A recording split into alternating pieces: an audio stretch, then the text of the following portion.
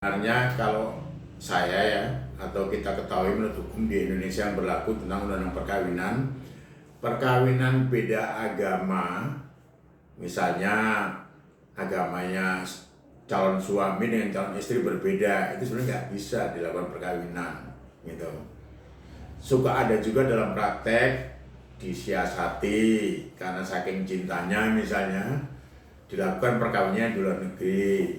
Kemudian kembali ke Indonesia dicatatkan, itu pun tidak gampang. Karena apa? Tidak boleh syarat perkawinan itu bertentangan dengan ketentuan hukum di negara di mana perkawinan itu dilakukan. Selain itu juga di sana harus resmi, ada akte perkawinannya, harus dilaporkan ke KBRI, nanti dicatatkan di KBRI, ada surat pencatatannya. Baru nanti dengan batas waktu di Indonesia harus juga dilaporkan, dicatatkan. Tapi kan di Dukcapil Indonesia tidak bisa mengeluarkan surat atau akte perkawinan karena sudah dilakukan di luar negeri. Tetapi hal itu dipandang dari sudut hukum di Indonesia, terutama kompilasi hukum Islam, itu perkawinannya tidak sah kalau perkawinan orang Islam dengan non-Islam itu diharamkan. Tempo hari kan banyak yang terjadi, banyak permohonan penetapan pencatatan perkawinan ya yang beda agama supaya dicatat di catatan sipil. Ada 1-2 yang dikabulkan, tetapi kemudian Majelis Ulama kan sudah menerbitkan fatwanya bahwa itu tetap haram perkawinan orang Muslim dengan non Muslim.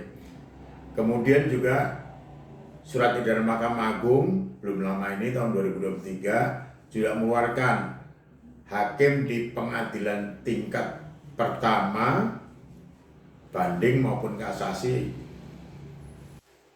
dilarang untuk mengabulkan permohonan pencatatan perkawinan yang beda agama itu. Karena apa? Sudah jelas diatur oleh undang-undang.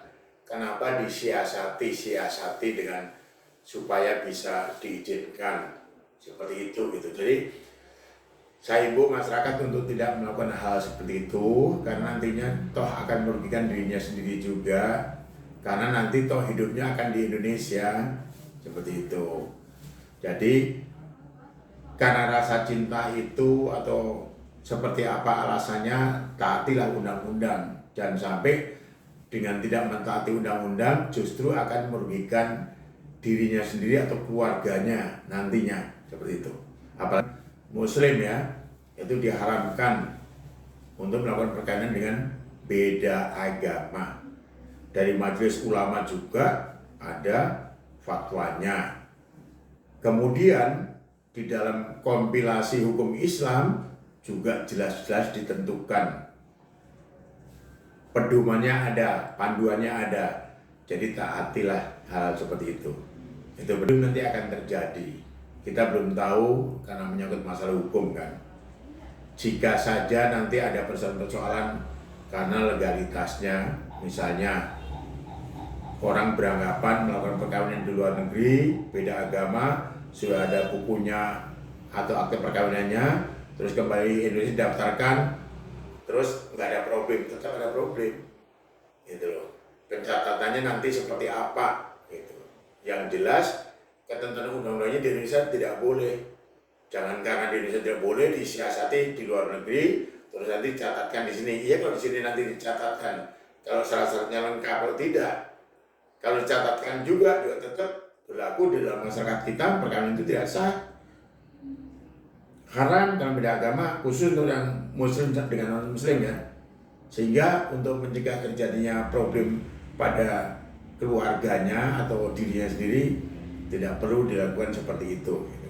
Berarti sebagai karena undang-undang yang sudah ada, bagi orang Islam yang kompilasi hukum Islamnya sebagai pedomannya sudah ada, ikuti saja aturan yang sudah ada.